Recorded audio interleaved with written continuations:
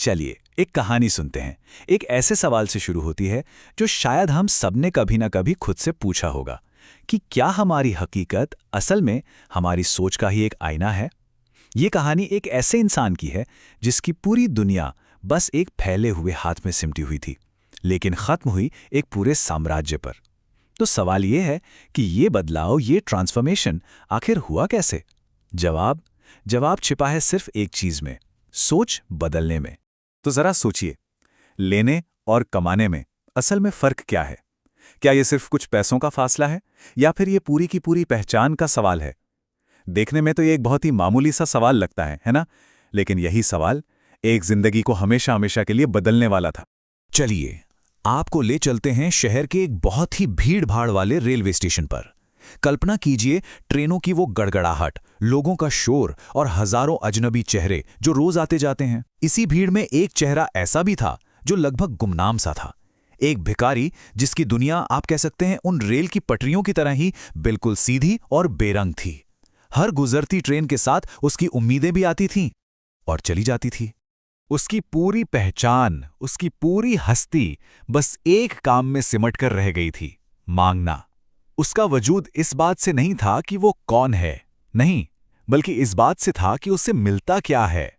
ये एक ऐसा चक्र था, एक ऐसा लूप जिसमें वैल्यू मतलब मूल्य सिर्फ लिया जाता था, दिया कभी नहीं जाता था। और फिर एक दिन उस रोजमर्रा की उबाऊ कहानी में एक नया किरदार आता है। एक ऐसी मुलाकात जो सिर्फ एक इत्तेफाक नहीं थी, नहीं, ये तो एक बहुत बड़ी तब्दीली, एक बहुत बड़े बदलाव की दस्तक थी। एक सूट बूट पहने हुए व्यापारी ने उसकी उस बेलंग सी दुनिया में कदम रख दिया था। उस अमीर दिखने वाले शख्स में उसे क्या दिखा होगा? सिर्फ एक और मौका, थोड़ी ज्यादा भीख मिलने का मौका। उसने अपना हाथ फैलाया और वो शब्द कहे जो सिर्फ शब्द नहीं थे, बल्कि उसकी पहचान की जंजीरें थीं। एक ऐसी सोच जो सालों से उसके दिमाग में पत्थर की तरह जम चुकी थी। मैं एक भिखारी हूं, मेरी किस्मत में तो बस मांगना ही लिखा है। लेकिन व्यापारी का जवाब, वो जवाब भीख देने से इनकार नहीं था, वो तो एक आईना था। ये शब्द सिर्फ एक ना नहीं थे, ये एक चुनौती थी। एक ऐसा सिद्धांत जिसने उस भिखारी की दुनिया की नींव तक हिलाकर रख दी।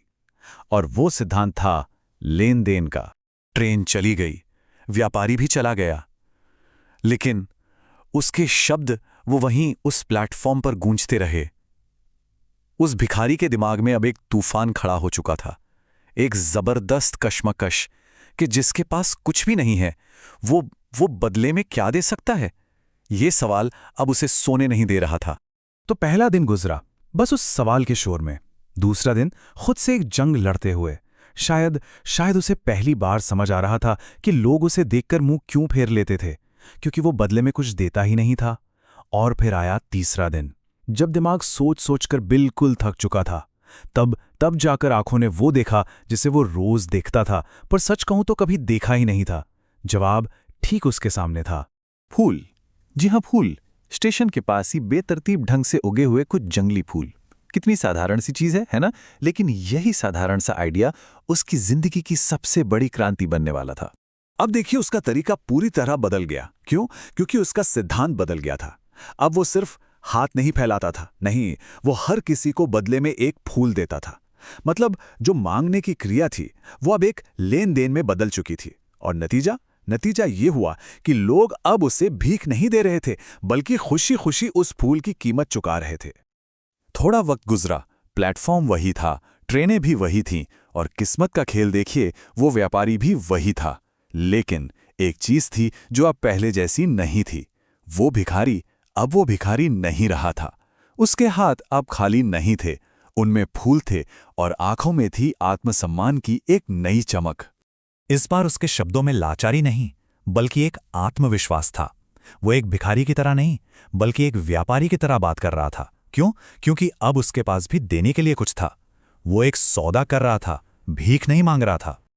और व्यापारी के ये शब्द सुनिए, ये सिर्फ तारीफ नहीं थी, ये एक पहचान थी, एक ऐसी सच्चाई जिसने आखिरी और सबसे बड़ा बदलाव ला दिया। यकीन मानिए, ये वो पल था जब उसके अंदर का भिखारी हमेशा हमेशा के लिए मर गया। और ठीक उसी पल उसे सब कुछ साफ हो गया। उसे एहसास हुआ कि उसके हाथ में तो कामयाबी की चाबी लग चुकी है। लोग उसे भीख नहीं दे रहे थे, वो तो उसके फूलों की कीमत चुका रहे थे। वो भिखारी नहीं था, वो एक विक्रेता था, एक व्यापारी। और जैसे ही ट्रेन रुकी, वो दरवाजे से बाहर कूदा और आसमान की तरफ देखकर जोर से चिल्लाया। ये एक ऐसी घोषणा थी जो दुनिया के लिए कम और खुद के लिए ज्यादा थी। मैं भिखारी नहीं हूं, मैं एक व्यापारी हूं। और अगले दिन से वो शख्स उस स्टेशन पर फिर कभी नजर नहीं आया। कहानी का आखिरी पन्ना लिखा जाता है 6 महीने बाद, उसी स्टेशन पर। अब एक कामयाब फूलों का व्यापारी अपने उसी पुराने गुरु यानी उस व्यापारी से मिलता है, और वो बताता है कि कैसे उन 2 मुलाकातों ने उसे जिंदगी के 2 सबसे बड़े नियम सिखा दिए। पहला, लेन देन का नियम, और दूसरा, पहचान का नियम। तो फर्क असल में हालात का था ही नहीं, फर्क तो सोच का था। दुनिया की नजरों में व्यापारी बनने से बहुत पहले वो अपने दिमाग में, अपनी सोच में व्यापारी बन चुका था। उसने भीख लेना नहीं छोड़ा था, उसने खुद को भिखारी मानना छोड़ दिया था। और बस यही सारा खेल था। तो इस पूरी कहानी से हमें क्या सीख मिलती है? यही कि कामयाबी हालातों से तय नहीं होती, बिल्कुल नहीं। ये तो उन विचारों से तय होती है जो हमारी हकीकत को बनाते हैं, उसे आकार देते हैं।